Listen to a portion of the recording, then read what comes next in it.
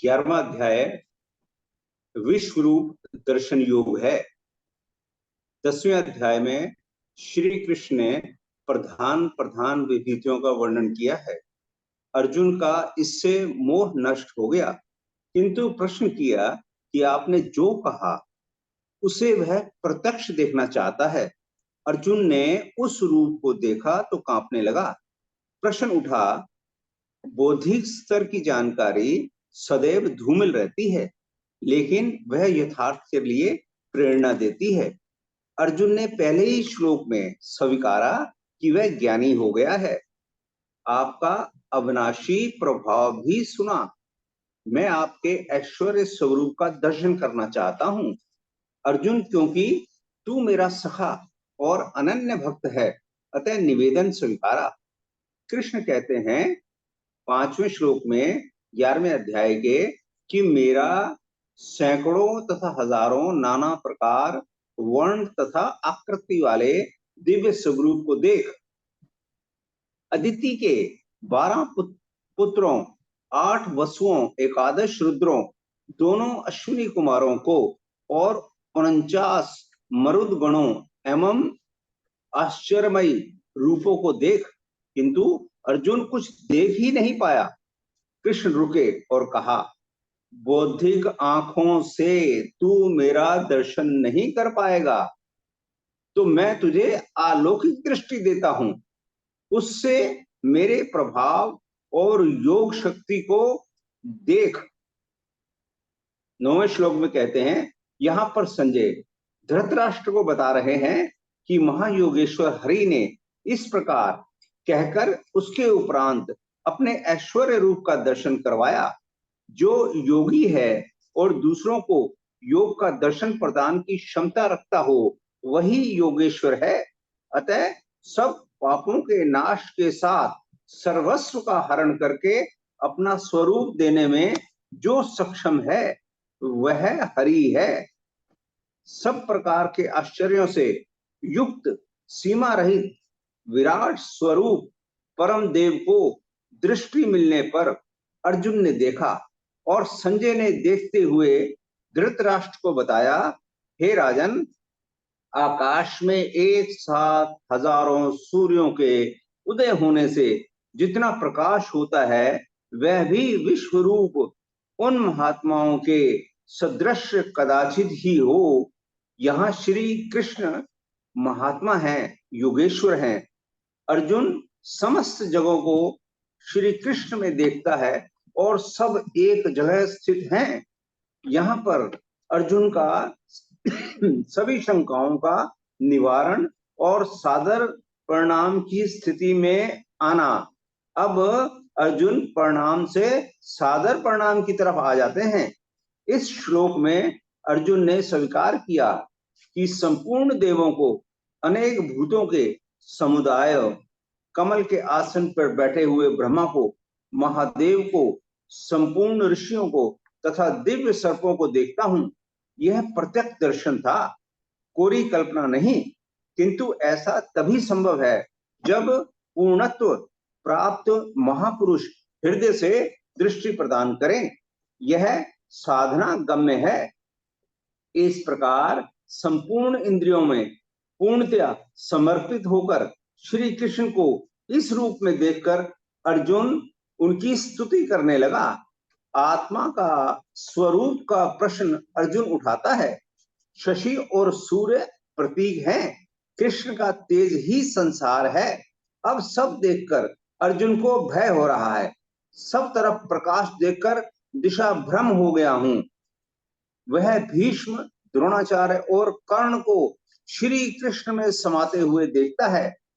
25, 26 और 28, 27, 28 श्लोक में कहते हैं, जैसे नदियों का जल प्रवाह समुद्र की ओर जाता है, वैसे ही समस्त जीव आपके मुख से प्रवेश पा रहे हैं। पतंगा की तरह वह आप में प्रवेश कर रहे हैं। पहले आसुरी संपदा परम तत्व में विलीन हो जाती है, साधक की स्थिति का वर्णन कर रहे हैं। उसके पश्चात देवी संपद का कोई प्रयोजन नहीं रह जाता, इसलिए वह भी उसी स्वरूप में विलीन हो जाती है। अर्जुन ने देखा कि कौरव पक्ष और उसके पक्ष के योद्धा भी श्री कृष्ण के मुख की ओर तेजी से जा रहे हैं। अर्जुन कहते हैं, तो आपका वह भयंकर अकाल वाला रूप क्या है, उसका वर्णन करें। कहते हैं कि मैं लोगों का नाश करने वाला बड़ा हुआ काल हूं और इस समय इन लोगों को नष्ट करने के लिए प्रकट हुआ हूं। और कौरवों में जितने भी योद्धा हैं वह तरह न मारने पर भी मर जाएंगे।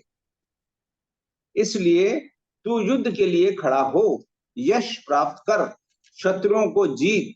यह सब मेरे द्वारा पहले ही मारे हुए हैं। परमात्मा कुछ नहीं करता, ना ही कराता है, ना संयोग ही जोड़ता है। अनुराग क्या है? कहते हैं अनुराग ही अर्जुन है। अनुरागी के लिए भगवान सदैव खड़े हैं। सब महारथी मेरे द्वारा पहले ही मारे जा चुके हैं। तू नियत बन, करता तो मैं हूं। परमहंस महाराज जी कहते हैं कि जिस परमात्मा की हमें चाह है, जिस सतह पर हम खड़े हैं, उस सतह पर स्वयं उतरकर जब तक आत्मा से जागृत नहीं हो जाता, तब तक सही मात्रा में साधन का आरंभ नहीं होता। साधक की विजय उनकी देन है। ऐसे अनुरागी के लिए ईश्वर अपनी दृष्टि से देखता है, दिखाता है और अपने स्वरूप तक पहुंचाता है।